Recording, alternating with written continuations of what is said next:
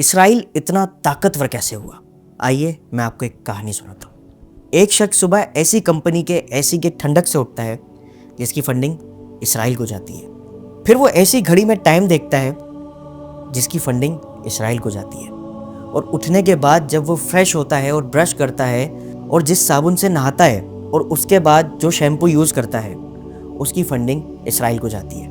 اور اس کے بعد جب وہ تیار ہوتا ہے آفس جانے کے لیے تو جو شرٹ، جو پینٹ، جو شوز اور جو ساکس وہ پہنتا ہے وہ ایسی کمپنیز کے ہوتے ہیں کہ جن کی فنڈنگ اسرائیل کو جاتی ہے۔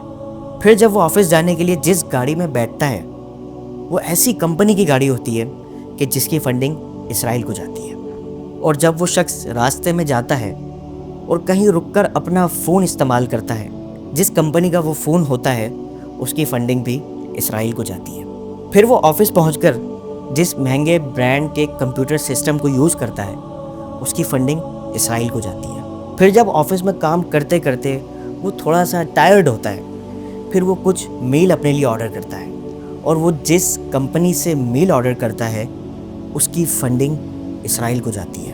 اور صرف یہی نہیں، پھر کھانے کے بعد جو وہ مہنگی ترین انٹرنیشنل برانڈ کی کافی استعمال کرتا ہے اس کی فنڈنگ اسرائیل کو جاتی ہے۔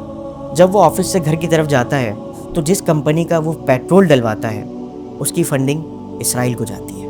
اور اس کے بعد جب وہ اپنے بچوں کے لیے، اپنی بیوی کے لیے پیزا، برگر آرڈر کرتا ہے اور لے کر جاتا ہے تو ان کی فنڈنگ بھی اسرائیل کو جاتی ہے۔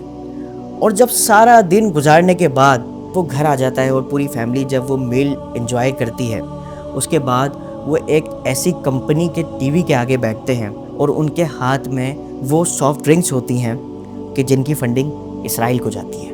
اور اچانک سے ایک ایسا مشہور چینل لگ جاتا ہے کہ جس پر خبر لگتی ہے کہ اسرائیل نے فلسطین پر حملہ کر دیا ہے۔ تو اس وقت وہ شخص غصے میں اور مایوسی میں آ کر یہ کہتا ہے کہ اسرائیل کے پاس اتنی طاقت کہاں سے آئی؟ تو ذرا آپ سوچئے کہ اسرائیل کے پاس اتنی طاقت کہاں سے آئی؟